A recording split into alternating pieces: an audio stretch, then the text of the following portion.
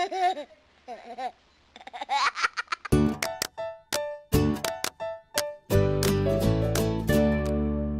like this concept, unfearty. Yes, I learned about this concept again in the workshop in March in Geneva when the members of the Children's Parliament came as a Children's Advisory Team.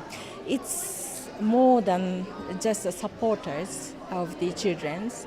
It's more than who just join this movement. Each one of us, when we declare to be unfearty, we adults also have some fears or hesitation to speak out or to act.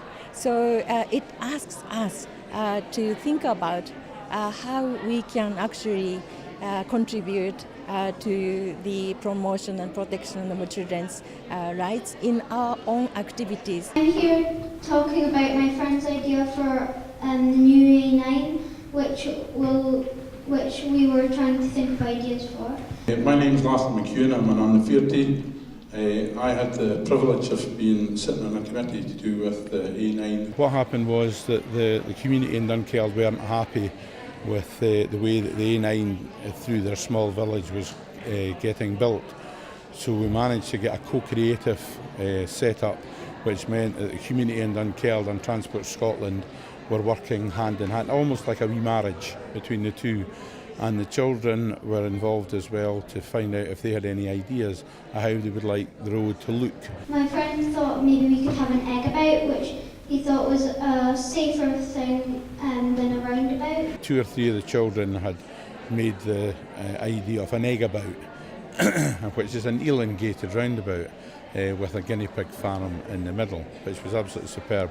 It was brought up at Parliament. They thought that it was a good idea, so they voted for it. And when the new A9 gets built, the egg about's going to be part of it. It's going to be, well, they're calling it working it up at the moment to make sure that it's feasible and that it then is passed on to Transport Scotland, will then pass it on to the Minister, and then the Minister will give it the green light to see whether that's going to go ahead or not. Thanks, Ben. So my name is Michael Chalmers. I'm the Director for Children and Families in the Scottish Government, and I'm also unfearty. So Ben and other members of the Children's Parliament came to sit in with the Cabinet earlier this year and raised some points that they were concerned about. One of the issues I raised was about social workers should take their badges off when they arrive at school. So one issue that Ben raised was the issue of social workers coming to see looked after children wearing their badges, so identifying themselves as social work.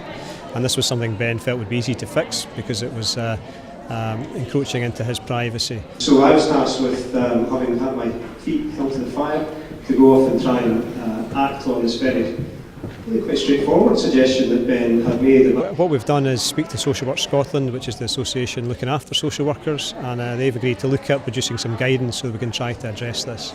And we're also going to speak to the heads of education to try and make sure we've got some joint guidance to try and address the issue that Ben and other members of the Children's Parliament raised. So what was so good about that was hearing the perspective of children and hearing children's voices. So what could seem like quite a simple thing to fix actually is something that obviously hadn't occurred or had been, process had been established for other reasons, and hearing how it actually impacted on children and what a difference it would make to them to try and address this. It gives a really clear illustration of why it's important to hear children's voices and hear children's perspectives, and that's what the members of the Children's Parliament have done so fantastically well. My name's Anna, I'm a member of the Children's Parliament. I'm 13 years old and I took part in the Streets Ahead project, and it's more about what we wanted the environment of our town, which is Trent, to be like. I'm going to pass on to Simon. In response to what Anna said, East Lothian Council funded the Fosside Area Partnership, and we as a partnership have bought into the ideas and the aspirations of the children. We part funded the creation of Blooming Belters in Tranent, which was in response to the children's aspiration for more colour on the high street and to bring in to have a more environmentally friendly high street. The community have hugely supported Blooming Belters. The SEEDCON funding East Lothian Council provided them with, they've now surpassed that, they've doubled that sum. Community groups and members of the community now donate on a regular basis. They've increased their volunteer base. There are people who are socially isolated, living with mental health conditions, now volunteering for Blooming Belters. So it just shows you that from a very, very small idea that the children had something that were very passionate about. The community have supported the children, and they've taken that idea and they've driven that forward and made it a reality. And not just for the benefit of the children in the town, for the benefit of the whole town. It's important that adults are unfearties because actually the word is really descriptive, and it's been chosen very deliberately.